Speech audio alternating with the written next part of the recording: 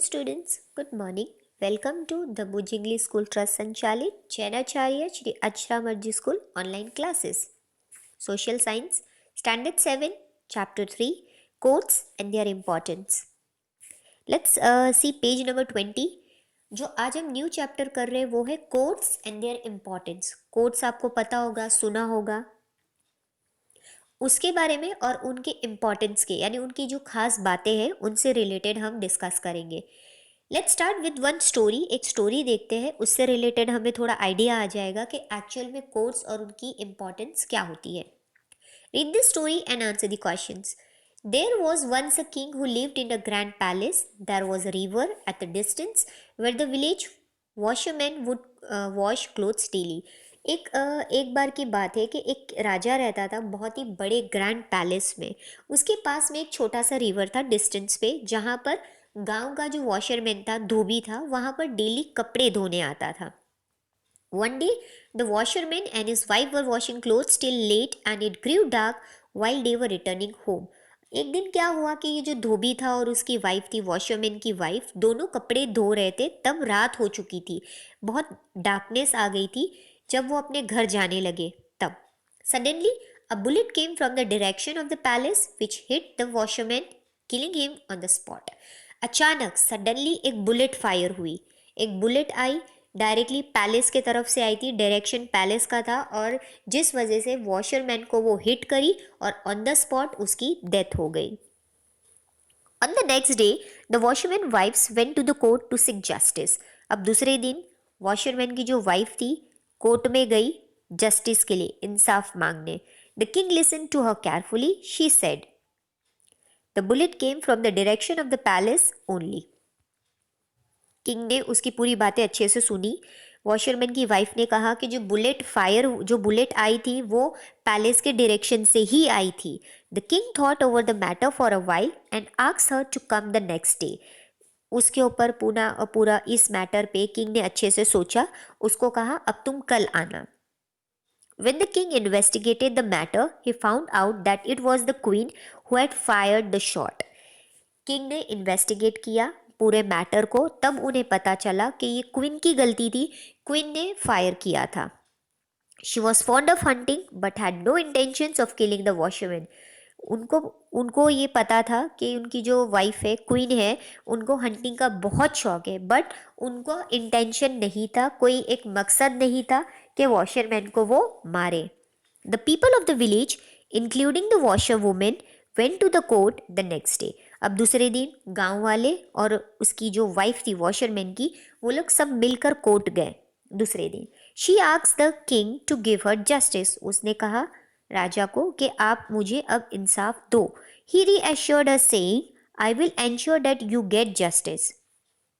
उन्होंने कहा किंग ने कि मैं तुम्हें वादा देता हूँ, मैं एंश्योर करता हूँ, प्रॉमिस करता हूँ कि मैं तुम्हें जस्टिस दूंगा, यानी इंसाफ दूंगा. Everybody was listening to this carefully. ये बातें हर कोई सुन रहा था.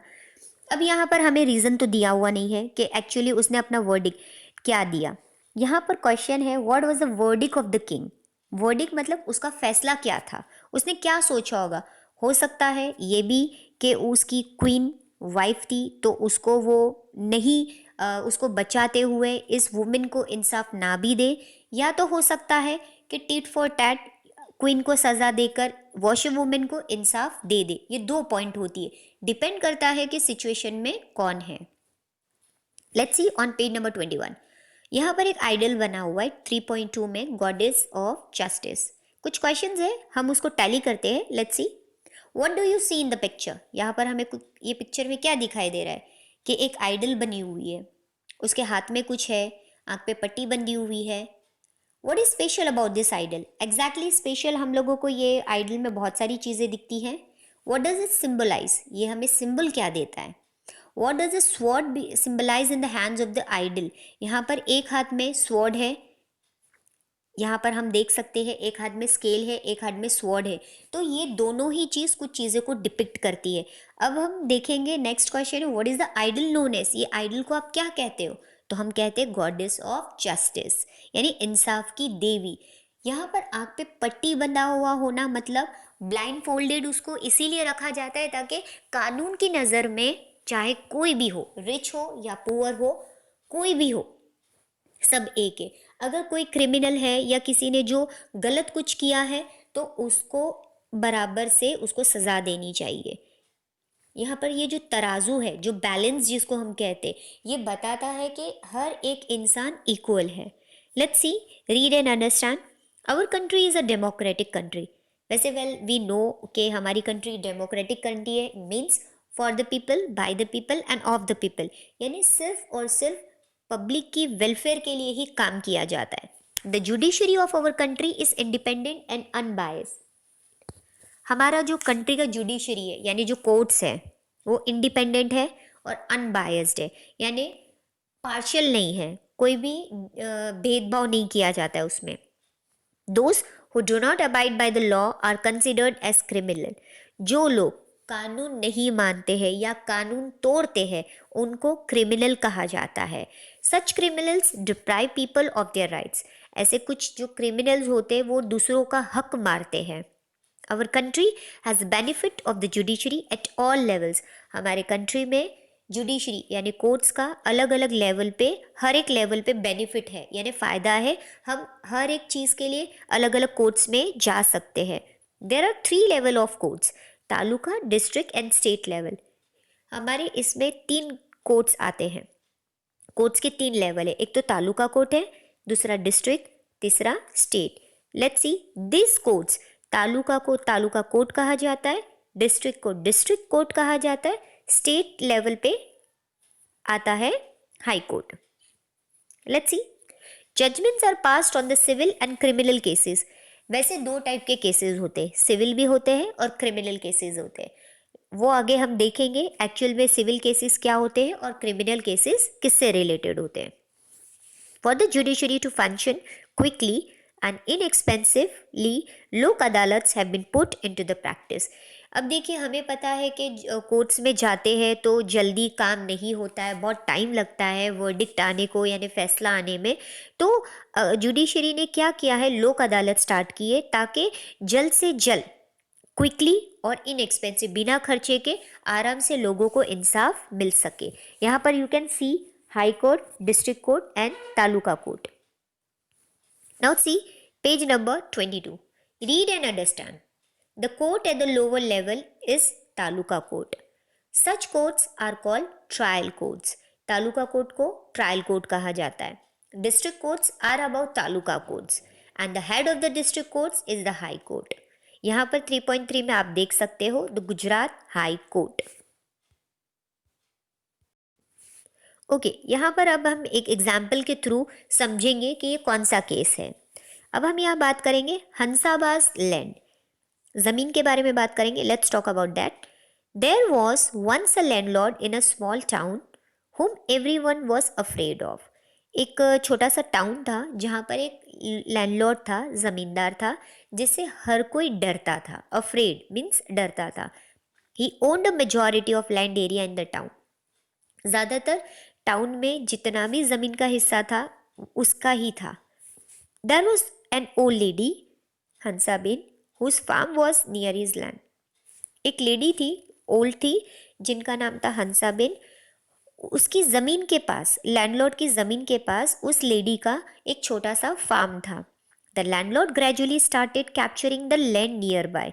अब वो लैंडलॉर्ड की कोशिश थी कि वो जो फार्म का हिस्सा है वो भी उसको ही मिल जाए. तो वो कोशिश कर रहा था कि किसी तरीके से वो अपना कब्जा उस पर कर ले.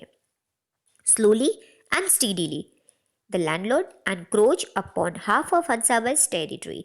अब उसने क्या किया, धीरे धीरे, स्लोली भी कर रहा था और स्टीडीली, फास्ट स्पीड में उसने कोशिश की उनकी हंसाबेन की जितनी भी ज़मीन थी उसके आधी ज़मीन पे हिस्सा अपना बना लिया था.